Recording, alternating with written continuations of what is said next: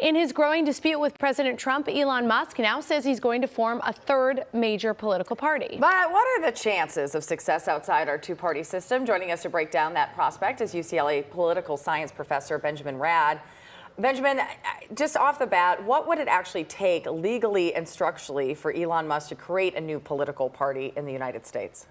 Yeah, good morning. The challenges are huge. So number one, he has to register the party with the Federal Election Commission, which I think as of this morning, our time, he has yet to do.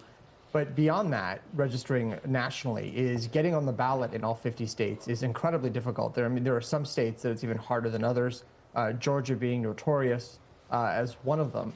And then thirdly is overcoming the psychological barrier that most people have when it comes to voting for third parties, which is that they don't think the third party candidate will win.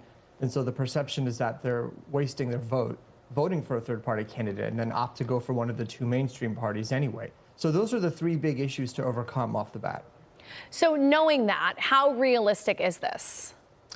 So it's realistic to create the party, sure. The question is what impact can it have and in what races? Now, what he's said so far is that he's looking at a few swing seats in the Senate and in the House. That's probably where he'd have more impact, where you find vulnerable candidates who already are, having to be forced to take difficult votes on positions like the Big Beautiful Bill and other controversial issues that aren't very popular in their district. And he might have impact with getting candidates like that to succeed in those particular districts. But as far as a candidate for president, that is incredibly unlikely. It's a very high bar and one that we haven't seen in well over 100 or so years. I mean, Ross Perot really the last good example, Yeah, but even true. then.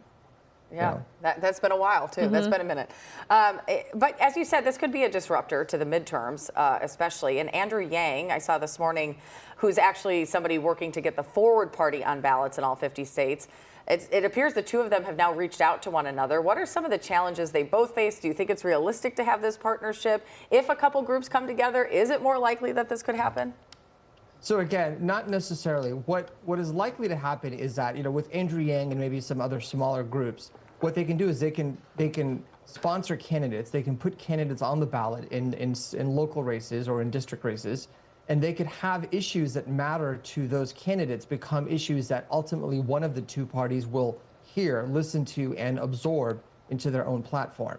I think that's the realistic outcome. So it's not that they will field candidates who might get on the ballot, but that they can have an impact on what one of the two major parties end up doing with regards to their candidates and their views. So I think that's where we'll see the greatest results.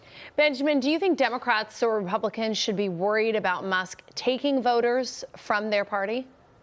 I think anybody who's in a vulnerable seat in the House or Senate should be worried in general. And with the inclusion now of Elon Musk and this new third party, it does not make that vulnerability any more tolerable or likely to go away. So I think that's what those candidates or those House and Senate members should be concerned about. Okay, it's a fascinating conversation. Benjamin Radd, thank you for being with us. Thank you.